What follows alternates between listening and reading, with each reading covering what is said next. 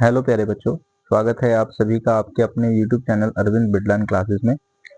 तो प्यारे बच्चों, जैसा आप देख पा रहे हैं, आज की वीडियो का जो टॉपिक है ये मिड टर्म एग्जाम जो हुए थे हमारे, मिड टर्म एग्जाम। ठीक है, ये मिड टर्म एग्जाम हमारे NIS के हुए थे। तो उस मिड टर्म एग्जाम में आपका एक सोशल साइंस का पेपर था। तो आज हम इस वीडियो में उसी मिड टर्म एग्जाम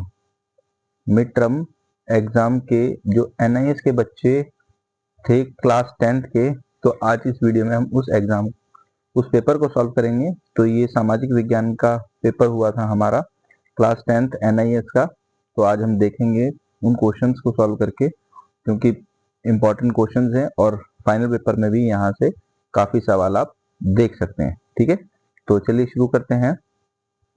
देखिए, जैसे ये सब इंस्ट्रक्शंस आपको दी हुई है यहाँ पे, और आपको पता है आप बच्चों को कि 2 घंटे का पेपर था आपका और 60 नंबर का था। यहाँ पे सारी आपको इंस्ट्रक्शंस दी है। हम सीधे क्वेश्चंस पे आते हैं। वीडियो शुरू करने से पहले एक बात आपसे कहना चाहूंगा कि जो बच्चे चैनल से नहीं जुड़े हैं, चैनल को सब्सक्राइब कीजिए। वीडियो अच्छी लगे उसको लाइक कीजिए, दूसरे बच्चों को भी शेयर कीजिए बेटा। ठीक है, तो चलिए, हमारा पहला सवाल जो है कहता है, निम्न में से किस राज्य में द्विसदनीय विधायिका है? द्विसदनीय विधायिका, तो इसके 4 ऑप्शन हमें दिए हुए हैं। तो द्विसदनीय विधायिका जो है, इसका सही आंसर है option number B, option B Tamil Nadu. ठीक है, तो Tamil Nadu is the right answer. Next question आगे देखते हैं। कहता है प्रश्न नंबर 2 में, बौद्ध धर्मावलंबियों ने किस स्मारक को बनाने का जो है निर्णय लिया? तो किस स्मारक का निर्णय लिया था बनाने का उन्होंने? तो यहाँ पे पहला है पिरामिड, दूसरा स्तूप, चीन की दीवार और विशाल स्नानघर। तो इसका जो सही आंसर है वह ऑप्शन नंबर बी, स्तूप। ठीक है, चलिए आगे देखते हैं। प्रश्न नंबर 3 कहता है, निम्नलिखित भाषाओं में से मौसिम शब्द किस भाषा का है? तो मौसिम शब्द जो है, इसी से एक शब्द निकला है मौसम। कौन सा शब्द है? मौसम। तो ये जो मौसिम शब्द है ये है ऑप्शन नंबर सी, अरबी भाषा का। ठीक है, ऑप्शन सी। आगे कहता है क्वेश्चन नंबर 4 में, क्वेश्चन नंबर 4 देखिए, इसमें कहता है हमसे, निम्न में से वार्षिक वर्षा की मात्रा भारत में गेहूं के उत्पादन के लिए उपयुक्त है? तो कौन सी वार्षिक वर्षा जो है गेहूं के उत्पादन के लिए उपयुक्त है? तो इसका जो सही आंसर है वह ऑप्शन नंबर बी, 75 से 100 सेंटीमीटर। ठीक है, option number B is the right answer. चलिए आगे देखते हैं। प्रश्न नंबर 5 कहता है, सिंधु सरस्वती डैश के साथ व्यापार करते थे, डैश विदेशी व्यापार करते थे। सिंधु सरस्वती डैश के साथ विदेशी व्यापार करते थे। तो इसका जो सही आंसर है वो है मेसोपोटामिया। मेसोपोटामिया, मेसोपोटामिया के साथ विदेशी व्यापार करते थे। छठा सवाल कहता, मनुष्य ने सबसे पहले किस धातु का उपयोग किया? तो इसका है आंसर तांबा, तांबा। ठीक है, उम्मीद करता हूं आपको समझ में आ रहा होगा बेटा। चलिए अगले क्वेश्चन पे चलते हैं। अगला प्रश्न है प्रश्न नंबर 7। प्रश्न नंबर 7 में कहता है, भारत के राष्ट्रपति का नाम बताइए। तो अभी जो वर्तमान में भारत के राष्ट्रपति हैं वो कौन है? जैसे यहाँ ऑप्शन दे रखा है, नरेंद्र मोदी, द्रौपदी मुर्मू, जगदीप धनखड़ और ओम प्रकाश बिरला। तो बहुत आसान सवाल है और इसका जो सही आंसर है ऑप्शन नंबर बी। ठीक है, ऑप्शन बी, द्रौपदी मुर्मू। अगला सवाल देखिए, आगे क्या कहता है। अगले प्रश्न में कहता है, राष्ट्रीय साक्षरता मिशन का क्या उद्देश्य? तो राष्ट्रीय साक्षरता का जो मिशन है इसका क्या उद्देश्य है? तो इसका जो उद्देश्य है, निरक्षरता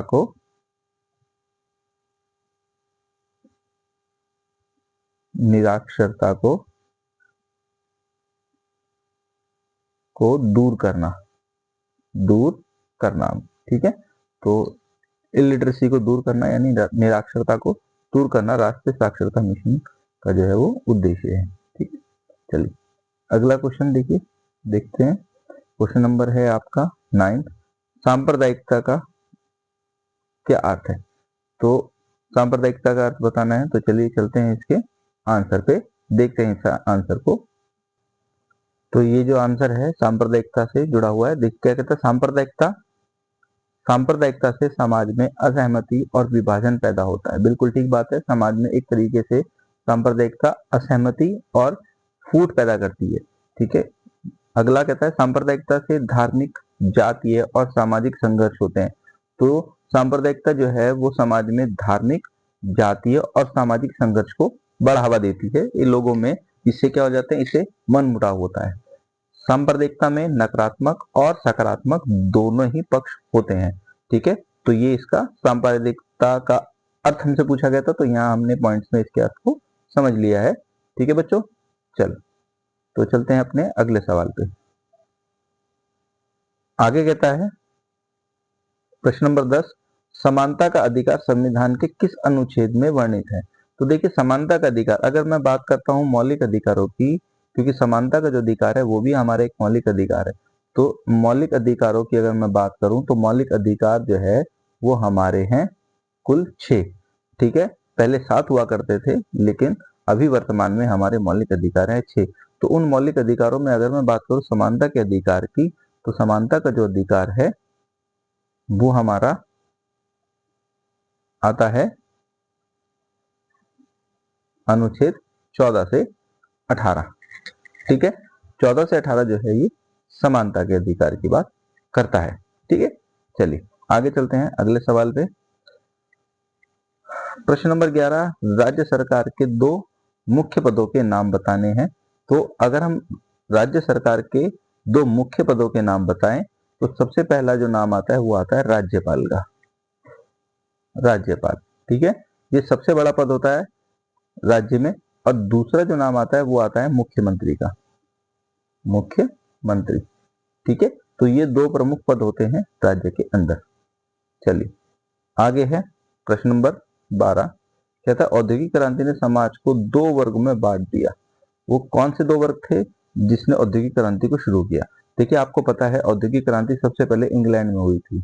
ठीक है, इंग्लैंड में, और इस क्रांति का जो टाइम पीरियड है वो 18वीं सदी का है। 18वीं सदी में ये इंग्लैंड में होती है। तो औद्योगिक क्रांति जो है ये समाज को 2 वर्ग में बांट देती है। इससे समाज 2 भागों में बढ़ जाता है। एक भाग होता है पूंजीपति वर्ग, पूंजीपति वर्ग, और दूसरा भाग होता है मजदूर वर्ग, मजदूर वर्ग। ठीक है, तो इस तरीके से समाज 2 भागों में बढ़ जाता है। ठीक है, अगला सवाल देखें। आगे कहता है प्रश्न नंबर 13, डैश और डैश वे 2 प्रमुख भू राजस्व नीतियां थी जो ब्रिटिश काल में लागू हुई। तो 2 भू राजस्व नीति की अगर हम बात करते हैं तो एक है हमारी स्थायी बंदोबस्त, स्थायी बंदोबस्त। ठीक है, स्थायी बंदोबस्त, और दूसरा है हमारी रैयतवाड़ी, रैयतवाड़ी।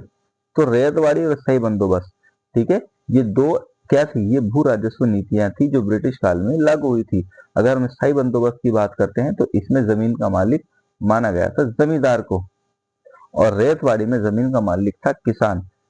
ठीक है, और ये दोनों ही अंग्रेजों को टैक्स जमा करते थे।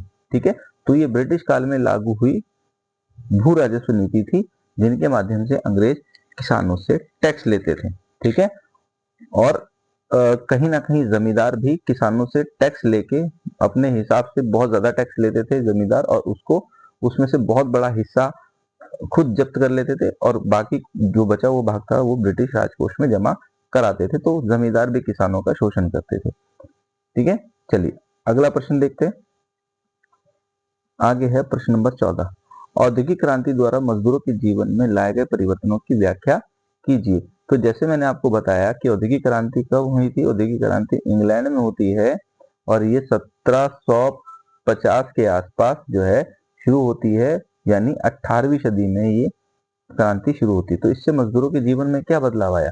देखिए अगर मजदूरों की बात करते हैं तो एक तो मजदूरों के जीवन स्तर में, मजदूरों के इसमें जीवन स्तर में, इनके जीवन स्तर में सुधार आया। ठीक है, जीवन स्तर क्या हो गया इनका, सुधर गया, सुधर गया। ठीक है, दूसरा मजदूरों के जीवन स्तर में सुधार आया, और इनका क्या हुआ, आर्थिक विकास हुआ, आर्थिक विकास हुआ। ठीक है, तो इस तरीके से बदलाव जो है मजदूरों के जीवन में औद्योगिक क्रांति से आया। चलिए अब देखते हैं अगला सवाल। आगे कहता है, यहाँ पे है प्रश्न नंबर 16। प्रश्न नंबर 16 में कहता है मुख्यमंत्री की किन्हीं दो शक्तियों की व्याख्या कीजिए। देखिए मुख्यमंत्री की अगर हम शक्ति की बात करते हैं तो हम बोल सकते हैं कि मुख्यमंत्री जो होता है, मुख्यमंत्री की सलाह पर, मुख्यमंत्री की सलाह पर ही जो राज्यपाल होगा, राज्यपाल वो क्या करता है, वो बाकी मंत्रियों को नियुक्त करता है, बाकी मंत्रियों को जो है वो क्या करता है, नियुक्त करता है, अपॉइंट करता है, नियुक्त करता है। ठीक है, तो मुख्यमंत्री की सलाह पर ही राज्यपाल बाकी मंत्रियों को जो है मंत्री पद की शपथ दिलाता है। ठीक है, एक पॉइंट इसका ये हो गया। और दूसरा पॉइंट इसका ये है कि जब भी बैठक होती है, जब भी किसी तरह की बैठक होती है, उस बैठक की जो अध्यक्षता है, अध्यक्षता वो कौन करता है, वो सीएम करते हैं, यानी चीफ मिनिस्टर करता है। ठीक है, तो इस तरीके से सीएम की पावर होती है कि सीएम जो है उन्हीं व्यक्तियों के नाम की सूची राज्यपाल को देता है जिनको वो अपने मंत्रिपरिषद में शामिल करना होता है। तो राज्यपाल केवल उन्हीं व्यक्तियों को ही शपथ दिलाता है। दूसरा, जब भी कभी बैठक होती है मंत्रिपरिषद की तो सीएम ही उसी बैठक की अध्यक्षता करेगा। ठीक है बच्चों, चलिए आगे देखते हैं। अगला सवाल जो है ये आपसे पूछा गया है प्रश्न नंबर 17 में, भारत में प्रचलित निर्वाह और वाणिज्य कृषि की विशेषताएं बताइए। ठीक है, तो निर्वाह कृषि और वाणिज्य कृषि के बारे में बताना है। चलते हैं इसके आंसर पे। जो यहाँ पे देखिए निर्वाह खेती के बारे में बताया गया है। ठीक है, तो निर्वाह खेती क्या है, निर्वाह खेती भारत के अधिकांश किसान करते हैं। यह खेती किसान अपने परिवार के भरण पोषण के लिए करता है। इसमें किसान खाद्य फसलें उगाता है। मतलब निर्वाह खेती वो खेती होती है जिसमें किसान अपना जीवन निर्वाह करता है, जीवन निर्वाह करता है। और इसमें केवल और केवल खाद्य फसलें ही उगाई जाती है। अपने परिवार का भरण पोषण करने के लिए निर्वाह खेती किसान के द्वारा की जाती है। ठीक है, इसके अलावा अगर हम वाणिज्य खेती की बात करते हैं, तो अगर हम कहें वाणिज्य खेती में, तो वाणिज्य खेती क्या है, तो वाणिज्य खेती में उत्पादन का अधिकतर भाग धन प्राप्ति के लिए बाजार में बेचा जाता है। इसमें किसान नगदी फसल उगाता है। देखिए अगर हम वाणिज्य खेती की बात करते हैं तो वाणिज्य खेती में पैसे कमाने के उद्देश्य से जितना भी उत्पादन होता है किसान वो उत्पादन बाजार में बेच देता है। ठीक है, लेकिन निर्वाह खेती में किसान जो फसल उगाता है वो केवल और केवल अपने परिवार के भरण पोषण के लिए ही उगाता है। उसमें व्यापार करना मुख्य उद्देश्य नहीं होता, लेकिन वाणिज्य खेती में व्यापार करना ही मुख्य उद्देश्य होता है। ठीक है, चलिए चलते हैं अपने अगले क्वेश्चन पे। अगला सवाल है, देखिए बक्सर की युद्ध के कोई दो कारण लिखिए। ठीक है, तो सबसे पहले आपको पता होना चाहिए कि 1764 ईस्वी में बक्सर की लड़ाई होती है। ठीक है, बक्सर की लड़ाई के पहले दो कारण अगर हम बात करते हैं तो ये कि बंगाल की जो धन संपदा थी, बंगाल की धन संपदा पर कब्जा करना, बंगाल की धन संपदा पर अंग्रेजों का कब्जा करना। दूसरा भारतीय राजनीति में, क्या करना, हस्तक्षेप करना, भारतीय राजनीति में क्या करना, हस्तक्षेप करना। ठीक है, चलिए चलते हैं अपने अगले सवाल पे। चलिए अगला सवाल है प्रश्न नंबर 19। देखिए प्रश्न नंबर 19 में क्या कहता है, यदि रोहन सोमवार को जम्मू कश्मीर से कन्याकुमारी जाना चाहता है और मोहन रविवार को सिलचर से पोरबंदर जाना चाहता है तो उन्हें कितने किलोमीटर की दूरी तय करनी पड़ेगी। देखिए अगर मैं बात करता हूँ यहाँ से यहाँ तक, ये जम्मू कश्मीर है और ये कन्याकुमारी है, तो यहाँ से यहाँ तक की जो दूरी है वो हमारी कितनी है, वो है हमारी 3214 किलोमीटर। और अगर मैं सिलचर की बात करूँ तो सिलचर यहाँ पर है गुजरात में। और अगर मैं बात करूँ यहाँ है पोरबंदर, ये पोरबंदर है हमारा गुजरात में, ये पोरबंदर है गुजरात में। और ये है हमारा सिलचर असम में। ठीक है, तो ये जो दूरी है पोरबंदर से सिलचर की, ये है 2933 किलोमीटर। तो अगर हम इसको जोड़ लेते हैं, यहाँ पर 3214 जमा में 2933 किलोमीटर, तो ये 7 4 11 6, मतलब इतना किलोमीटर जो है उन दोनों को चलना पड़ेगा कुल मिलाकर। ठीक है, चलिए आगे चलते हैं। अगला क्वेश्चन कहता है, प्रश्न नंबर 20 में पंथ निरपेक्षता को परिभाषित कीजिए, भारतीय राजनीतिक पद्धति के लिए इसके महत्व की व्याख्या कीजिए। ठीक है, तो पंथ निरपेक्षता को बताना है हमें, तो चलिए चलते हैं इसके आंसर पे। देखिए यहाँ दे रखा है आपको पंथ निरपेक्षता है। पंथ निरपेक्षता क्या होती है? पंथ निरपेक्षता का यह अर्थ है कि भारत का कोई औपचारिक राज्य धर्म नहीं है, भारत का अपना कोई धर्म नहीं है। सरकार को किसी भी धर्म का पक्ष नहीं लेना है और ना ही किसी धर्म के विरुद्ध में भेदभाव करना है। ठीक है, राज्य सभा धर्म को समान मानता है और उनका आदर करता है। तो राज्य जो है ये सभी धर्मों को जो है वो समान मानता है। राज्य सभी धर्मों को क्या करता है? समान मानता है और उनका आदर करता है। ठीक है, तो राज्य का अपना कोई धर्म नहीं होता और राज्य किसी भी धर्म का पक्ष नहीं लेता और ना ही किसी धर्म के विरुद्ध भेदभाव करता है। यही क्या कहलाता है? पंथ निरपेक्षता कहलाता है। ठीक है, चलिए चलते हैं अगला प्रश्न है यहाँ पर कि संसद के कार्यों की व्याख्या करनी है, संसद के हमें कार्य बताने हैं। तो चलिए इसकी चलते हैं उत्तर पे। तो ये देखिए संसद के कार्य हैं, तो ये संसद के कार्य दिए गए हैं। तो देखिए जैसे इसमें भारतीय संसद के कार्य की बात करते हैं, जैसे विधायी कार्य है, कार्यपालिका संबंधी कार्य है, वित्तीय कार्य है, न्यायिक कार्य है और वित्त कार्य है। तो जितने भी कार्य हैं ये सब भारतीय संसद के कार्य हैं। आप यहाँ पर इन कार्यों को देख सकते हैं। ठीक है, तो ये आपका आंसर है। चलिए अगले प्रश्न पे चलते। अगला प्रश्न जो है ये हमसे पूछा गया है, भारतीय संविधान में दिए गए किन्हीं 4 मौलिक कर्तव्यों की व्याख्या कीजिए। ये 4 नंबर का प्रश्न है और 4 ही हमें मौलिक कर्तव्य बताने हैं। तो इसके उत्तर पे चलते हैं हम। तो ये देखिए हमारे संविधान में दिए गए 10 मौलिक कर्तव्य, तो ये सभी हमारे मौलिक कर्तव्य हैं। तो पहले ही हमारे मौलिक कर्तव्य 10 थे, लेकिन 1986 में एक संविधान संशोधन हुआ था। ठीक है, और उस संविधान संशोधन में बताया गया था कि 6 से 14 साल के जो बच्चे हैं उनको निःशुल्क और अनिवार्य शिक्षा देनी है। निःशुल्क और अनिवार्य शिक्षा जो है उनको देनी है। तो ये क्या बन गया? ये हमारा 11वां मौलिक कर्तव्य बन गया है। ठीक है, जो अभिभावक और जो माता पिता हैं वो 6 से 14 साल के बच्चों को निःशुल्क और अनिवार्य शिक्षा प्रदान करेंगे। तो इस तरीके से यहाँ आप देख सकते हैं ये हमारे 10 मौलिक कर्तव्य है। तो इसमें से किन्हीं 4 को आप एक्सप्लेन कर सकते हैं, याद करके लिख सकते हैं। ठीक है, चलिए चलते हैं अगले प्रश्न पे। अगला प्रश्न है, ब्रिटेन यूरोप में औद्योगिक क्रांति लाने वाला पहला देश क्यों बन गया? कोई 4 कारण बताने हैं। तो ब्रिटेन में सबसे पहले औद्योगिक क्रांति क्यों आई, इसके उत्तर को देखते हैं हम। तो यहाँ आप देख सकते हैं कि औद्योगिक क्रांति के कारण है जिसकी वजह से औद्योगिक क्रांति ब्रिटेन में आती है।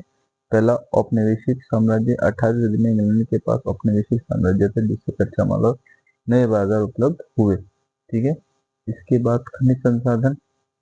ब्रिटेन के पास कोयला और लौह अयस्क जैसे खनिज संसाधनों की प्रचुर आपूर्ति थी। ठीक है, तो खनिज संसाधन हो गए हमारे।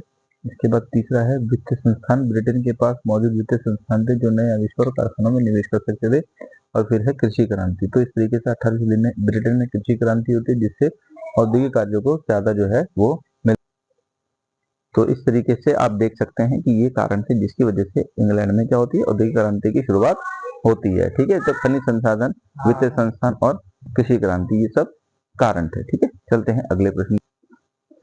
चलिए अगला प्रश्न देखते हैं बच्चों। जैसे प्रश्न नंबर हमारा है 24, यहाँ पे ये प्रायद्वीपीय है।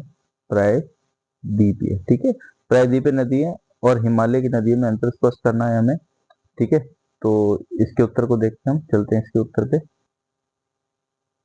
तो ये है उत्तर। तो देखिए जैसे बोलते हैं यहाँ पे हिमालय की नदियां, तो हिमालय की नदियां क्या है? ये 12मासी होती है। प्रायद्वीपीय नदियां जो होती है मौसमी होती है। हिमालय की नदियों की अगर हम बात करें तो हिमनद और बर्फ की चोटियों से उत्पन्न होती हैं और प्रायद्वीपीय नदियां जो है पठारों से उत्पन्न होती हैं। हिमालय की नदियों में जो है वर्षा से पानी प्राप्त, ये नदियां जो है वर्षा से भी पानी प्राप्त करती हैं। और अगर हम प्रायद्वीपीय नदियों की बात करते हैं, ये नदियां पन बिजली पैदा करती हैं, जलप्रपात बनाती हैं। अगर हिमालय की नदियों के हम उदाहरण लें तो सिंधु, गंगा और ब्रह्मपुत्र हैं। और अगर प्रायद्वीपीय नदियों की बात करें तो महानदी, गोदावरी, कृष्णा और कावेरी है। ठीक है, तो ये हो गया आपका यहाँ पर आंसर। ठीक है, चलते हैं अपने अगले प्रश्न पे। आगे है प्रश्न नंबर 25। प्रश्न नंबर 25 में कहता है भारतीय लोकतंत्र की चुनौतियों का सामना करने के लिए किन किन महत्वपूर्ण सुधारात्मक उपायों को करना आवश्यक है। तो हम भारतीय लोकतंत्र में जो जो चुनौतियां हैं, उन चुनौतियों को हम कैसे दूर कर सकते हैं, कौन कौन से उपाय हैं, तो इसके आंसर को देखते हैं हम। चलते हैं इसके उत्तर। तो यहाँ पे आप देख रहे हैं उत्तर। तो चुनौतियों को किस प्रकार हम दूर कर सकते हैं, तो पहला, लोकतंत्र के सफल संचालन के लिए नागरिकों की भागीदारी जरूरी होती है। दूसरा, नागरिकों को कानून का आदर करना चाहिए और हिंसा को त्याग देना चाहिए। तीसरा, न्याय प्रणाली को मजबूत और निष्पक्ष बनाना होगा। रोजगार और संपन्नता लाने का प्रयास करना होगा और कानून बनाकर राजनीति में सुधार करना होगा। तो जितनी भी चीजें हैं, ये सब क्या है, ये सब लोकतंत्र को सुधारने के, जो लोकतंत्र में जो चुनौतियां हैं उसको दूर करने के ये सब क्या है, उपाय हैं। ठीक है, चलते हैं अगले प्रश्न पे। आगे प्रश्न दिया है, प्रश्न नंबर 26 है, मानचित्र को यहाँ भरना है। तो यहाँ पे अरावली पहाड़ी, नीलगिरी की पहाड़ी है, गन्ना उत्पादन वाला राज्य और कपास उत्पादन वाला राज्य। तो देखिए, अगर हम बात करते हैं यहाँ भारतीय नक्शे में, तो इसको थोड़ा सा मैं जूम कर लेता हूँ। तो ये देखिए, अगर मैं बात करता हूँ, तो अगर मैं अरावली की बात करता हूँ यहाँ पे, तो अरावली हिल्स कहाँ पर है, ये देखिए, ये है आपकी अरावली। ठीक है, ये क्या है आपका अरावली, अरावली की पहाड़ी। ठीक है, अरावली की पहाड़ी। ठीक है, इस तरीके से ये अरावली की पहाड़ी है।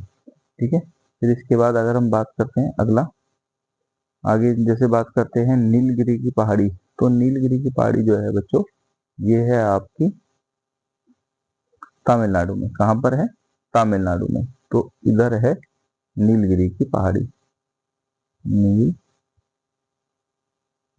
की पहाड़ी,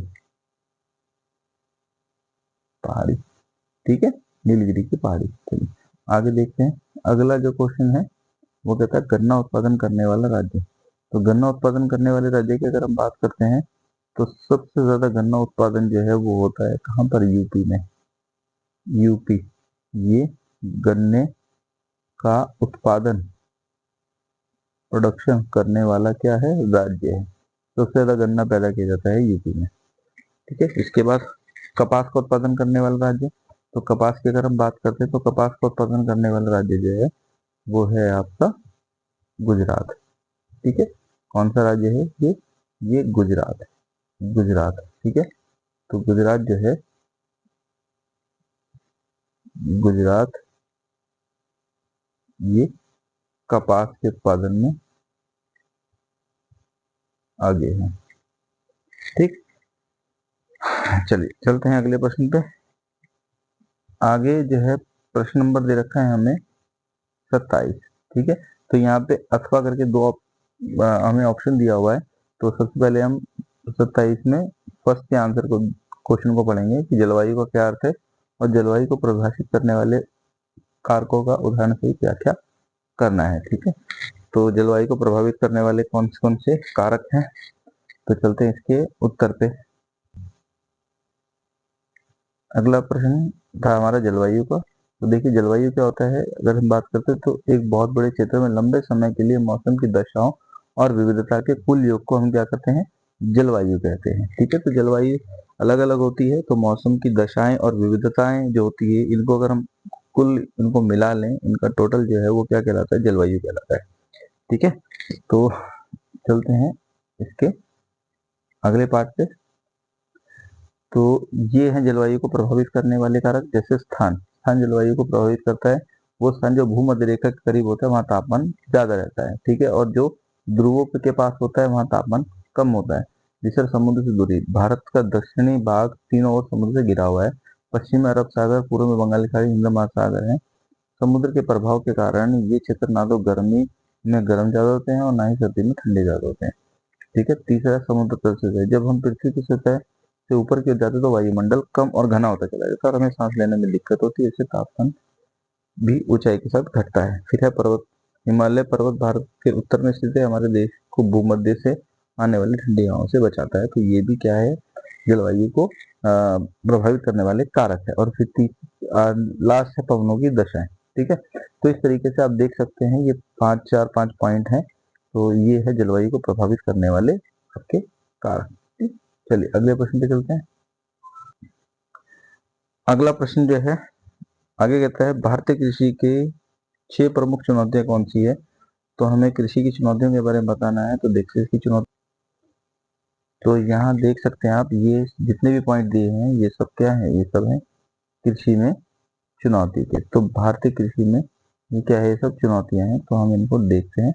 जैसे जलवायु परिवर्तन, ये सबसे बड़ी चुनौती है भारतीय कृषि के अंदर। ठीक है, क्या है, जलवायु परिवर्तन, ये सबसे बड़ी चुनौती है। जिस तरीके से जलवायु में परिवर्तन हो रहा है उसी तरीके से फसलों पर भी नकारात्मक असर पड़ता है। सिंचाई की कमी होती जा रही है, सिंचाई परियोजनाओं की धीमी प्रगति और संसाधनों का असमान होने के कारण उत्पादकता जो है वो कम हो रही है। भूमि की गुणवत्ता में गिरावट आ रही है। अब भूमि जो है वो कम उपजाऊ हो गई है, क्योंकि ज्यादातर हम रासायनिक उर्वरकों और कीटनाशकों का इस्तेमाल जमीन पर करते हैं, जिसकी वजह से अपनी उर्वरकता शक्ति खो देती है। ठीक है, इसके बाद अगला कहता है, किसानों की आर्थिक स्थिति जो है वो बहुत खराब हो गई है। उनको अपनी स्थिति सुधारने के लिए साहूकारों से ऋण लेना पड़ता है। ठीक है, इसके बाद अगला, भंडारण और परिवहन की सुविधाओं की कमी है। परिवहन पर्याप्त मात्रा में नहीं है, जिसकी वजह से काफी चीजें खराब हो जाती है। और कृषि नीति की जटिलता, काफी मुश्किल है कृषि नीति, जिसकी वजह से किसानों को बहुत बड़ी समस्या खेती करने में होती है। ठीक है बच्चों, तो इस तरीके से ये हमारा आंसर पूरा होता है। तो यहाँ पे हमारा पूरा पेपर कंप्लीट हो गया है। उम्मीद करता हूँ मैं आपको समझ में आया होगा बेटा। तो ये प्रश्न सभी बहुत इंपॉर्टेंट है। और जैसे मैंने आपको बताया कि ये जो प्रश्न है ये सब आपके मध्य अवधि परीक्षा मतलब मिड टर्म एग्जाम के हैं। और इसी जो है साल में मिड टर्म एग्जाम हुआ था बच्चों का। तो पेपर का जो डिस्कशन था ये बहुत इंपॉर्टेंट था। और आपको वीडियो पूरी देखनी है, क्योंकि यहाँ से जो प्रश्न बनते हैं वो आगे जो है फाइनल पेपर में आपसे पूछे जा सकते हैं। ठीक है, तो वीडियो कैसी लगी आपको अपने कमेंट में बताइए। वीडियो अच्छी लगी तो उसको लाइक कीजिए और दूसरे बच्चों को भी शेयर कीजिए। ठीक है, मिलेंगे फिर हम अपनी अगली वीडियो में। Thank you.